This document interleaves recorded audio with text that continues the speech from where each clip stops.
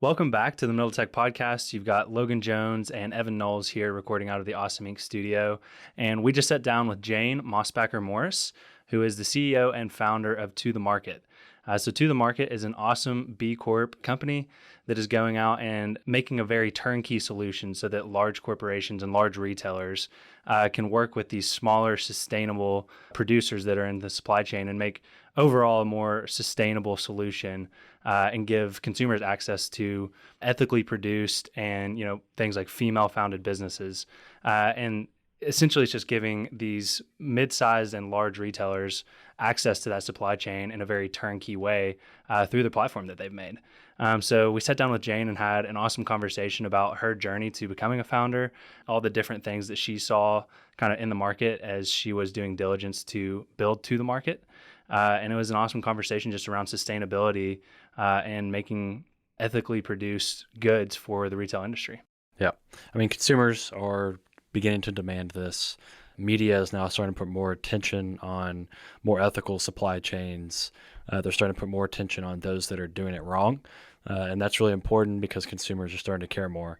And so storytelling and actually allowing businesses to execute on that mission of being more sustainable is essential. And so this is To The Market platform that Jane and her team have created is really special. And they're seeing success because of how special and the size of problem they're solving. So it's exciting to see that happening here in Kentucky. They relocated from New York City to Lexington here. So this is really exciting time for sustainability in Kentucky, whether it's App Harvest or now what Jane is doing, Rubicon, who, by the way, Jane is married to Nate Morris, the founder of Rubicon. So there's just so much happening here in Kentucky, and we're blessed to have Jane here building her company. Yeah, absolutely. Before we dive in, we just want to get a quick word from our sponsors.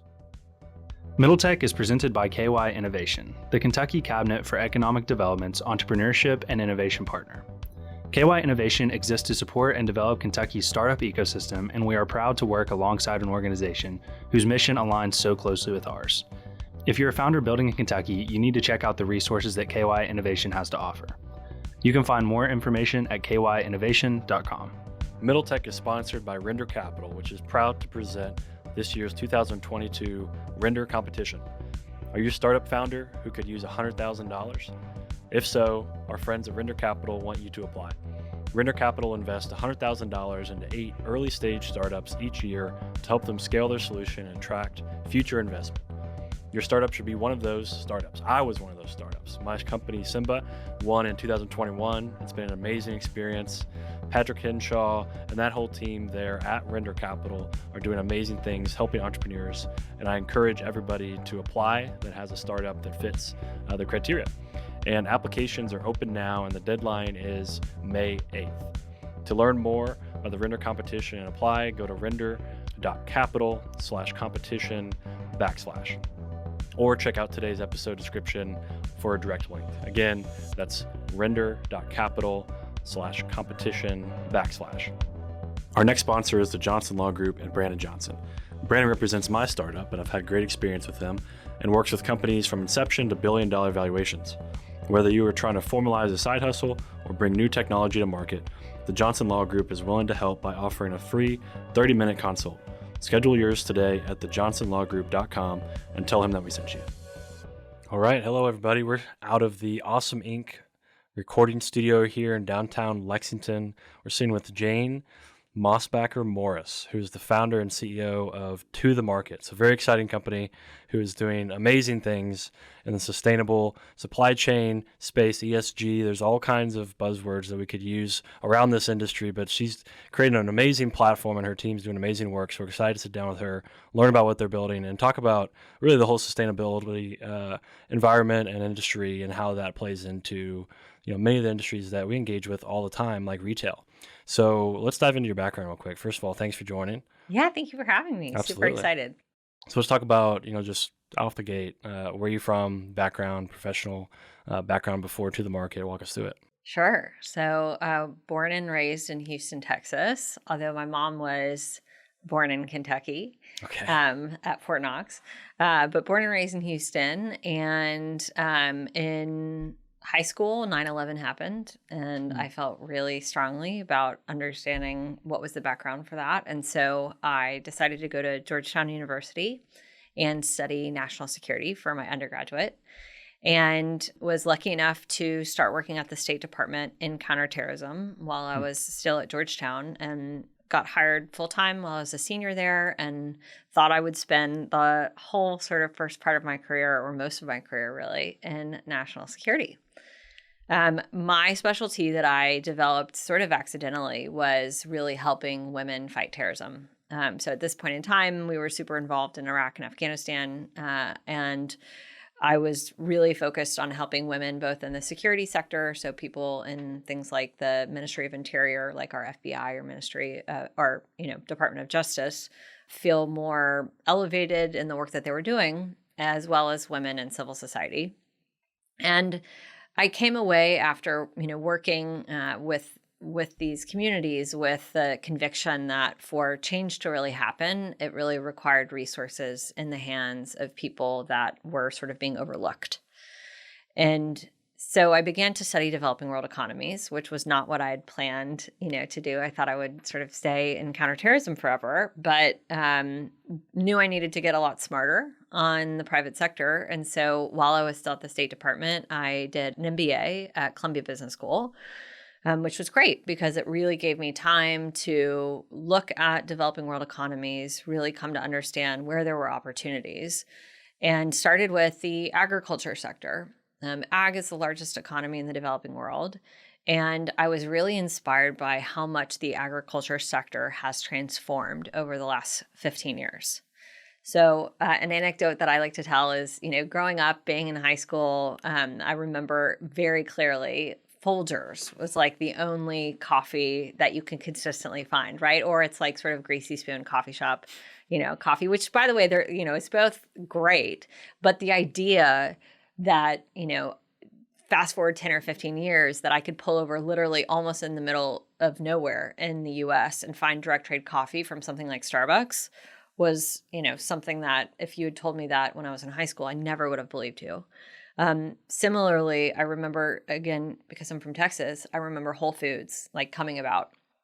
And the first perception of Whole Foods growing up was that it was like this hippie grocery mart, right? Like just total, like, oh, you can go get like fresh flowers and granola. And of course, it's owned by Amazon. And so why does that matter? What was interesting to me when I was studying ag was that you had really large enterprise companies that were investing in the supply chain in the agriculture sector to shift the way that American companies were sourcing their goods to allow for more ethical and more sustainable farmers to be a much bigger part of the value chain, right? So instead of doing like industrial farming for Folgers, which again, I'm not hating on Folgers, but Starbucks, Peet's Coffee, Caribou started saying, no, let's look at these, they may be slightly smaller, but let's look at these ethical and sustainable farmers. Let's invest in them. Let's bring them to the consumer. Let's educate the consumer about ingredients, about country of origin, and let's build a business around it because we believe that, the consumer deserves better products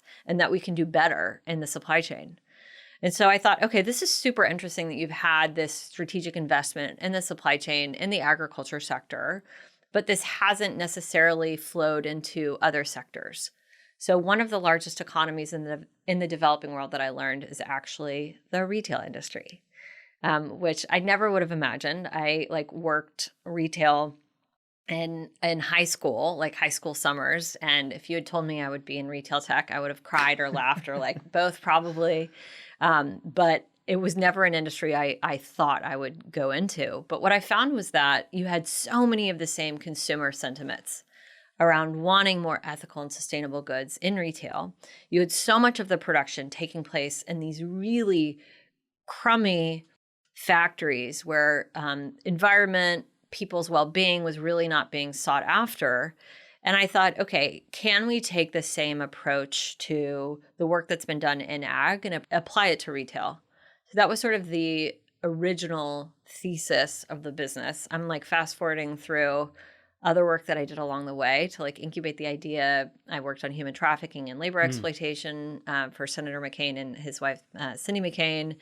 But ultimately, it was that sort of time on the ground, really working with women in Afghanistan, where I was like, the model's not right. I want to focus on job creation. I want to look at market creation, and started focusing on ultimately retail. Yeah, talking about where your background has gone and what you've gotten to see, it makes so much sense that you identified this problem specifically to kind of go after. And just kind of looking at the market as a whole and the world as a whole and the sustainability movement, it makes a lot of sense the way things have started and where they're shifting and how it's kind of rippling out.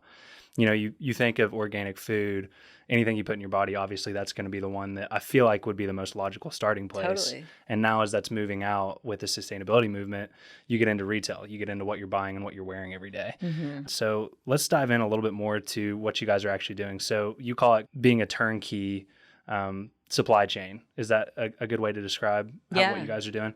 So let's dive into a little bit how you guys are actually going out and sourcing some of those partners that you're then plugging in to existing supply chains for larger companies. Sure. So To the Market's vision is changing retail manufacturing to empower people and protect the planet. The way that we go about doing that is that we're hyper-focused on making it as easy as possible for brands, for retailers, and for corporations to source and manufacture ethical and sustainable goods. How do we actually do that? We do that by building an incredible vendor matrix of suppliers, everything from massive factories that are fair trade certified or global organic textile standard certified. So just like the highest certifications around ethical and sustainable footprints, all the way down to artisan groups. We identify them, we vet them through our proprietary vetting system, we generate a vendor scorecard associated with them, and then they're a part of our platform, our tech platform, which is then we are able to then go and pitch clients and say, look, we are that turnkey solution for you. We have not only the back end of vendor matrix that is reflective of the types of goods and the types of factories and makers that you want to have be a part of your supply chain, but because of our technology, we're going to be able to work with you in a way that's more transparent than you've ever experienced. And it's easier for them than to just build it in-house. Is there a level of scale that a company can get to where they can do this themselves? Or are you serving kind of middle market or smaller retailers that don't have the ability to do this? Or are you seeing the whole gambit of the size of companies you work with? Yeah, so most of our clients are enterprise clients. So we work with Nordstrom Rack, TJ Maxx, Bloomingdale's, Madewell, Burlington, like big box stores. Tech is always sort of like, could you build it if you want to? I mean, that's always the question, right? You have like the feedback from the corp dev person where they're like, oh, well, we could build this in-house. And it's like, but you haven't. Yeah. And so the question is, do you want to build it and go through all the subterfuge of trying to build it? Or do you want to buy it or invest in it or use it? I think in our case in particular, I'm super proud of the tech that we've built because it's hyper reflective of actual workflows that exist in our industry. So one of the things that when I was sort of diligencing this space to understand, how are we going to play in it? How are we going to be competitive? How is this a venture model? All of those questions you ask yourself when you're thinking about starting a company. One of the things I noticed was that there was just, first of all, total dearth of technology writ large in retail. So it's super common to receive orders in the magnitudes of hundreds of thousands of dollars over email. An Excel spreadsheet, maybe if you're lucky, you get an Excel. I mean, I can't tell you how many times we still actually have people that will send us Excel spreadsheets that are literally $300,000 orders, $500,000 orders. And it's amazing that there is that volume of work that gets done with these sort of plug and play, screenshot, Excel spreadsheet, this and that. And one of the things that I remember thinking is man, I can order through the Domino's or Papa John's app and literally look on the app and see when the pizza comes out of the oven, when they're QCing it, and when the driver is dispatched. And that's $10. But these are 100,000, 500,000. And it's over email. Hey, when are we getting? I mean, it's just amazing the lack of technology. And so we've been really, really focused on actually building workflows that are reflective of what the enterprise client wants. Not what we envision in a perfect world the workflows would look like, but what are the realities of the way that they work, our target clients work, and how can we sort of plug ourselves into that so that we're not having to pitch two things. We're not having to pitch, hey, we want you to shift your supply chain and the way that you buy and transact, right? That's two big sort of things to bite off. We wanted them to focus on shifting their supply chain. So that means that we have to work within sort of the workflows that work for them. Yeah. And as you guys are trying to source, ethical manufacturing and add those into the supply chain, give us some insight into, what you guys are looking for. Maybe an example of someone who's, doing things the right way and supplying textiles in an ethical way. What does that actually look like? Yeah, I mean, so it can be broad, like Madewell comes to us and says, hey, we're really excited about introducing more sustainable materials into our accessories. And we say, oh, that's great. We'd love to, be added value there. And here are all the materials that you can play in. You can do jewelry with recycled brass. You can do scarves and hats with recycled cotton or organic cotton. And then it sort of gets developed from there. They might design their own SKUs, products, and then, it runs through to the market system. Sometimes they're asking us to sort of make recommendations based off of things that our factories are already producing.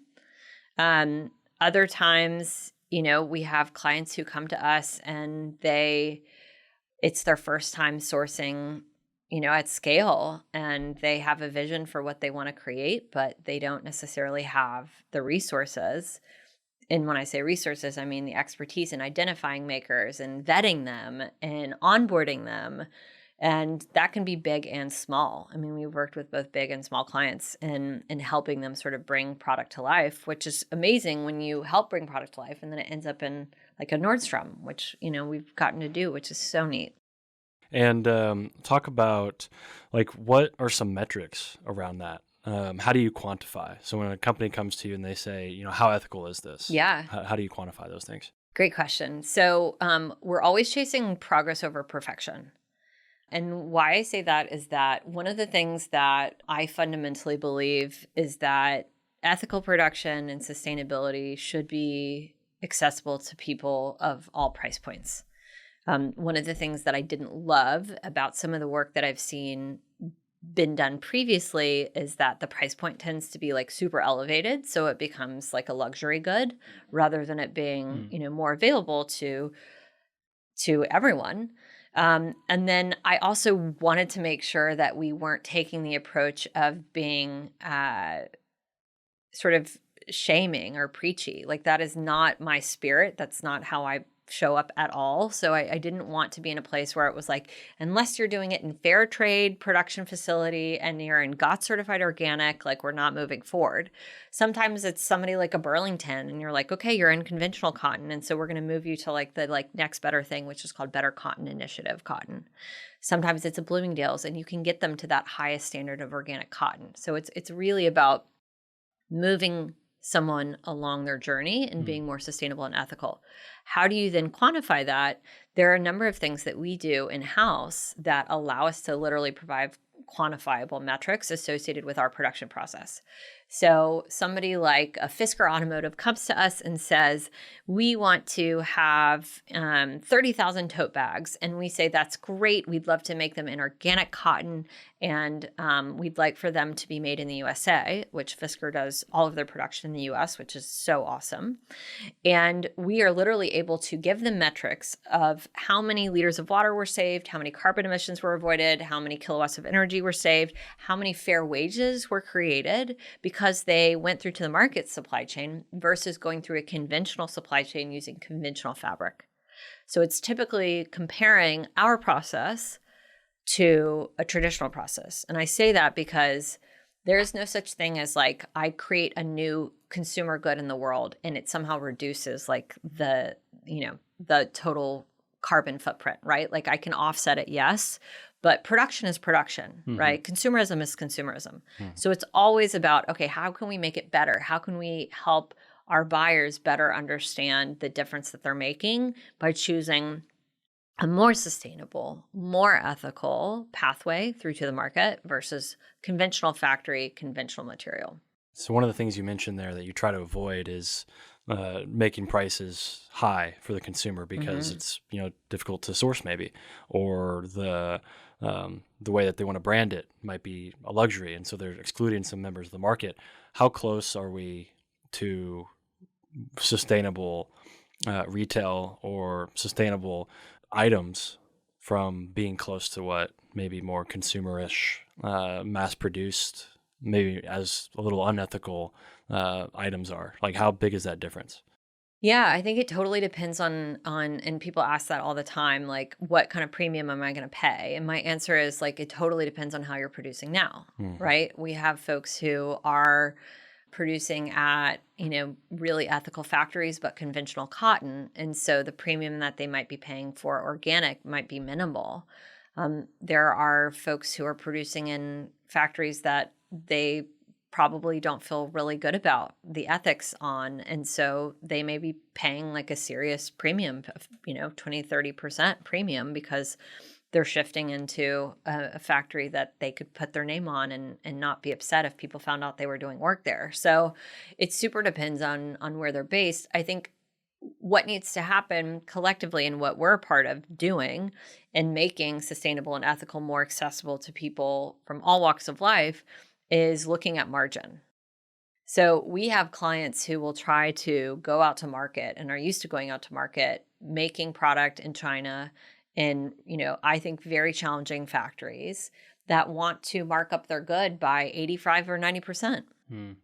And I think that has to be relooked at because I just don't think that it is sustainable, meaning that it's something that can continue to happen for people to try to represent values associated with their brand. And the values don't have to be like ethical or sustainable. It can be like luxury, fun family, whatever. When you have really crummy things happening in the production of the process, like I just don't think the authenticity of the brand will be able to survive if that is like the origin of the good is associated with pain and suffering and difficulty. Like I just don't see a future where we are able to, that Americans are going to be hyper excited about that. Like, oh my gosh, this is like $1. And I don't care that it may have been made, by a 13-year-old. Like, I'm just thrilled that it's $1.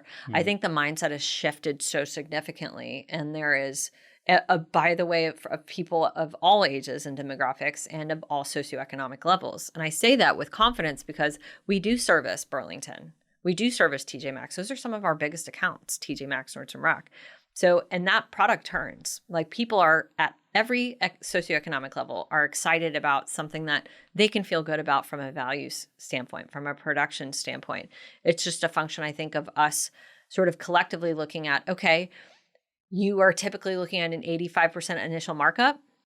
Maybe you need to be at a 50% initial markup. And I'm confident that your business can survive because your business will not survive with your current markup model because you will lose this next generation of buyers who cannot identify with the way that you produce your goods. Yeah. And I think that's what's cool that we're seeing in consumers' behavior is that we're now shifting to where people really care and they want to know where their dollars are going and what they're supporting. And what To The Market is doing is being able to empower those entrepreneurs who are producing things sustainably. Talk a little bit about what you guys are able to do supporting those businesses. I know in your metrics report, and we're going to dive into this more, but you mentioned a lot about female founders and supporting them. So talk about just putting those resources in those hands and what that allows them to do from like a scalability and business perspective. I mean, I'm sure that's just allowing them to have access to all sorts of different clients that they wouldn't have before. Well, we've tried to be super thoughtful about being value add across the value chain. Meaning, like, on one side of the value chain is the operators, which is the industry term for people who are on a production line. And then on the sort of opposite side are our investors in our cap table. And we've been really focused on trying to be value add, particularly for overlooked communities across that continuum. So from a operator standpoint, again, that like production line worker who is, cutting and sewing that t-shirt, we have been really thoughtful about making sure that we're trying to drive as much volume to makers. That's the word we use for factories, artisans, et cetera, that are providing dignified work environments. So that is in turn then allowing those maker groups to employ more people, provide more dignified pay. And, oftentimes it's things that are a flippant decision on the client side, like, we're doing our back to work totes. Yes, we'll go to the market and send you the order. And, it is maybe something that is not a big sort of mental lift for them to say yes, we'll give you the order.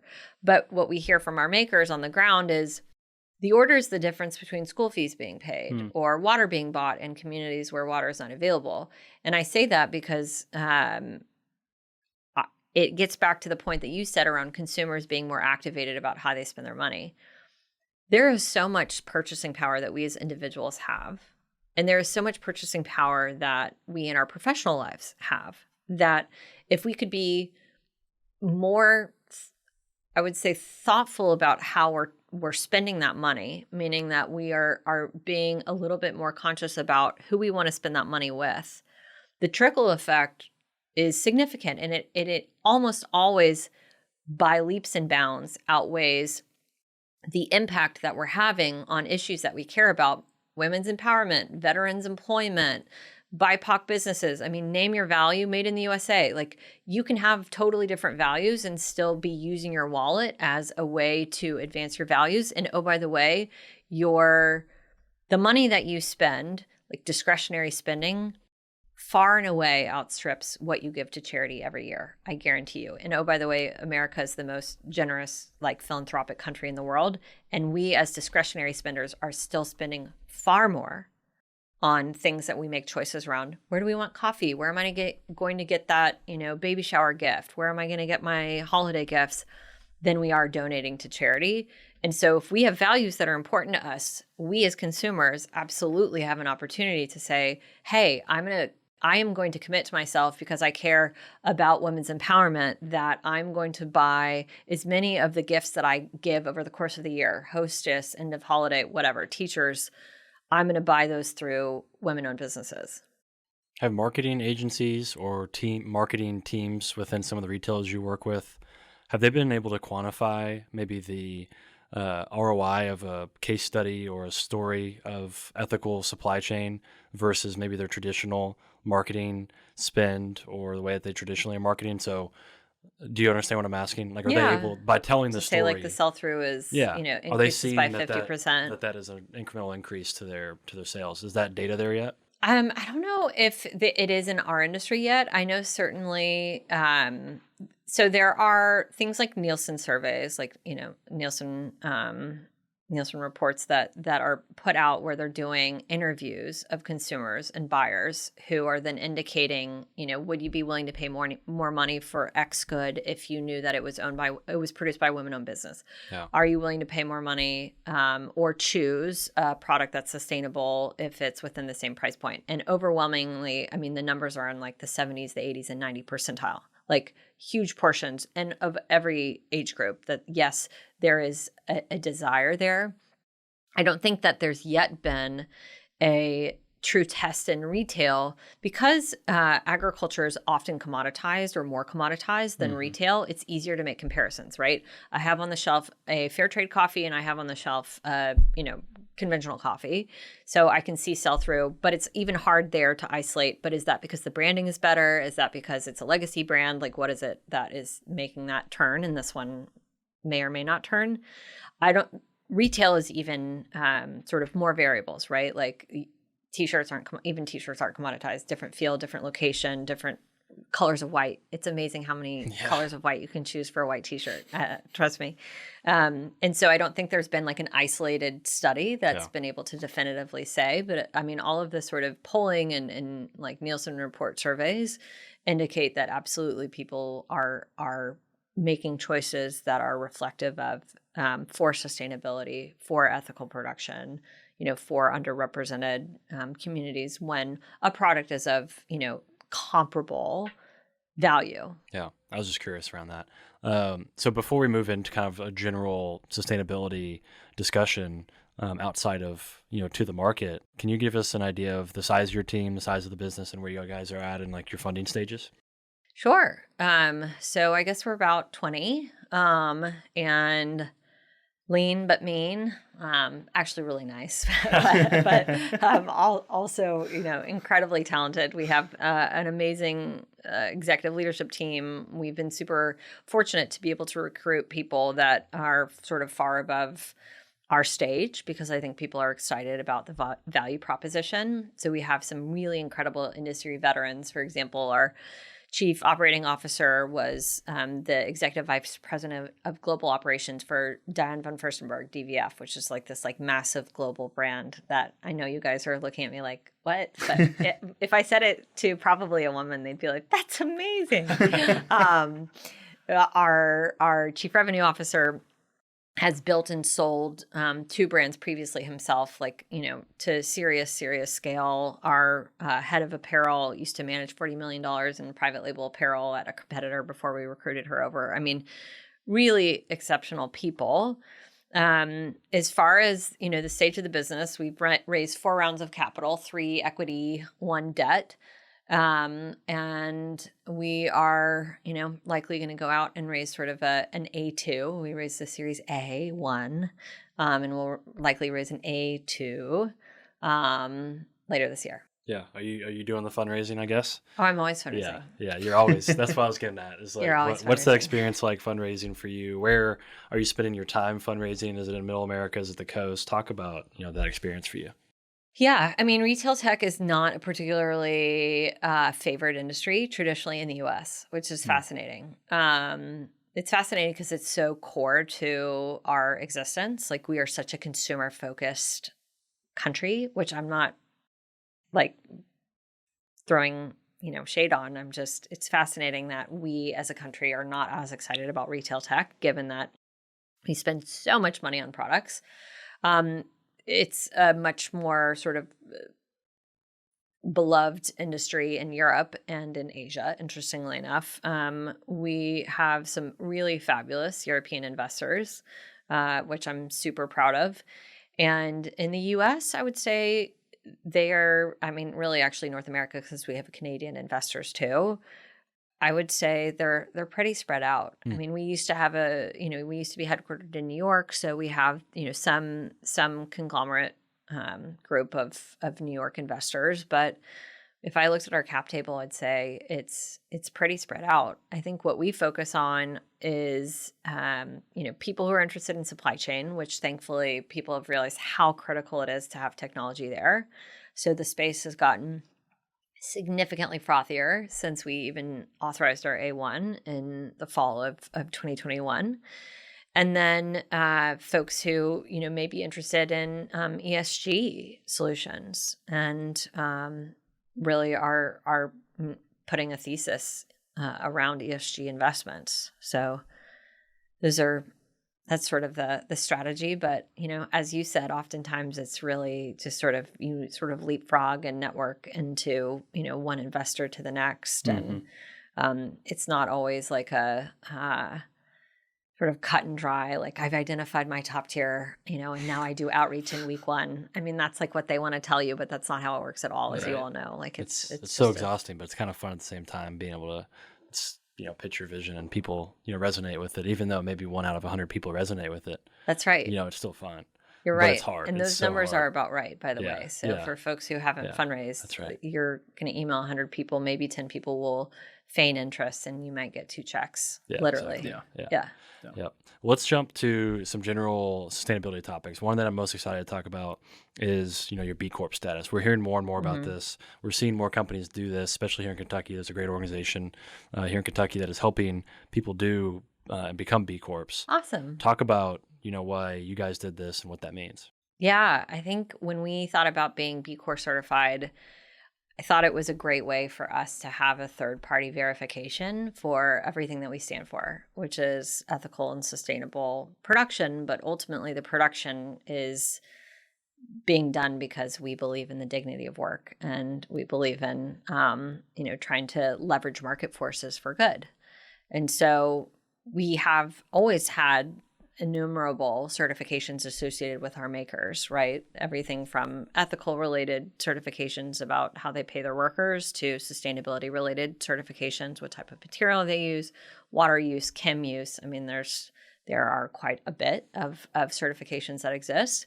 But we as a business wanted to also be third-party certified to really demonstrate that we had the highest standards around the way that we operate as a team, the way that we're orienting, and the way that we've set up the business. And so that was really the driving force is for, it's one thing to say this is what we do, but it's another thing to have a third party verify that, yes, not only are you trying to do this, but you look on the inside and it actually is reflective of what you're saying on the outside. Yeah. Well, I mentioned there I want to give them a shout out. So I just said there's a group. And I should probably give them a shout out because we've been around Ben, who's on their team, Ben Smock, and they're called Canopy. So it's a group out of Louisville, and they're the only, maybe at this point there's more, but I know they're the first in Kentucky to verify the B Corp status for companies awesome. Here. So I want to give them a quick shout out. I know I just mentioned generally that there is a group, so I want to make sure we give them a shout out here. Yeah, and one of the things that I wanted that we both noticed on your impact report was this carbon offsetting program that you guys have. Mm-hmm. And it seems like when you listed out the metrics there, I think the one that stood out to us was like 400, the equivalent of 400 flights is how much carbon you're offsetting, and you're actually being carbon positive or net carbon positive. Mm. You're taking in more carbon and offsetting more carbon than your team's producing. Mm-hmm. Talk a little bit about that whole program and how you guys view carbon offsetting. And I know there's a partner that goes along with that as well. So just talk about how that whole program works, because I think that's pretty fascinating. Yeah, when we were looking at, how can we continue to extend our values, and as I mentioned before, I mean, production is production. So we, by nature, are producing carbon. We thought about, well, what are ways that we could help reduce our output that would be affordable, align with our mission, feel authentic, which is very important. And so something that we felt strongly about was, why don't we, offset our team? We as a team, produce carbon, the lights, the ordering food, the running the computer, the storage, the cloud storage, et cetera.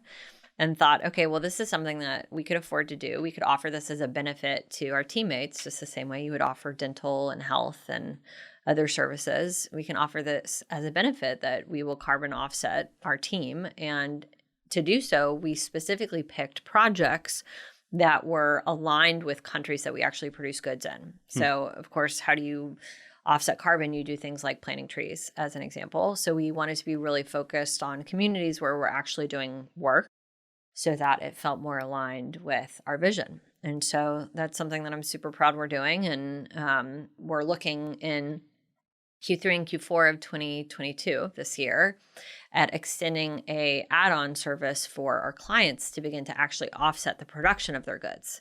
So right now they're reducing their carbon sort of production by working with us versus going through a conventional factory of conventional material, but carbon is still being sort of emitted.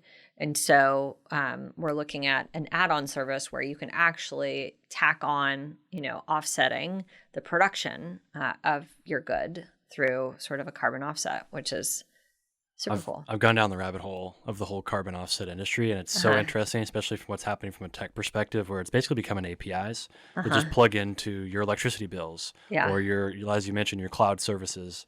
And the amount of electricity you guys use as a business as a whole, it might just not be your lights and stuff, but there's so many other ways you guys are using electricity. But also now satellites are starting to monitor the planting of trees and verify that the carbon, that the trees are actually being planted, so that you know that it's actually being offset. Because some people, apparently there was trust issues where people are saying they were planting trees and it wasn't actually happening. Oh, totally. And so now there's this whole space around the carbon offset industry that's really integrating technology, and it's so interesting, and companies are just plugging into an API, and then out the other side is just these carbon offsets just magically appearing. It's kind of cool, and it's cool to see the infrastructure built around it. Totally. It's exciting. Another part of sustainability, in which you guys are really transparent about, and we've been talking about it a couple of times, but I want to dig into this a bit more, is your support of female founders and your sourcing. So what parts of the world are you finding that females are having the hardest time building businesses, sustainable businesses, and cracking into these markets? And what are some of the reasons that women in particular in these markets are having this issue? Well, I guess starting from baselining is that and this is probably more than you wanted, but when the US and China normalized relations, we as a country got really excited about cheap goods. And so a tremendous amount of manufacturing began to move from the US to China because we as consumers could then buy it for significantly less than we previously did. Out of that came a number of multi-billion-dollar conglomerates that are primarily based in Hong Kong and mainland China that are sort of communities of factories that are owned by these conglomerates or partly owned by these conglomerates or controlled by these conglomerates. And those traditionally, as in almost exclusively, are male-dominated businesses, which again is fine. I love both men and women. But you're asking, like, why is it that female business owners maybe are less part of the sourcing that happens in the U.S.? Well, first is because it's hyper dominated by a handful of companies out of Hong Kong and mainland China. Second part is that outside of that, so even if you are sort of expanding beyond these sort of juggernauts of brokerage companies based in Hong Kong and China, you have women who are operating in communities that it may be very uncommon to have women in leadership. And so it may culturally still not be particularly common to find a woman in a negotiating place. I mean, we are still obviously working on this in the United States. And, I would say that we're generally pretty progressive. There were women that I worked with at the State Department that they were in communities where women physically touching money was prohibited.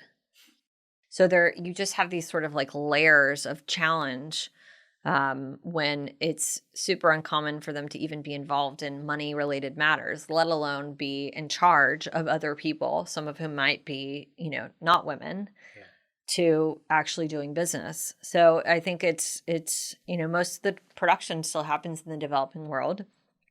And in many of these communities, it's just not common to see women in leadership. And so we really try our best to elevate women-owned and operated factories and artisan groups because the product is just as good.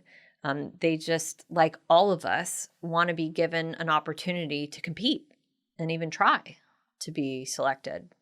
And so, but that requires us being, as thoughtful as we can around seeking them out, sourcing them out, working with them, and trying to be good partners.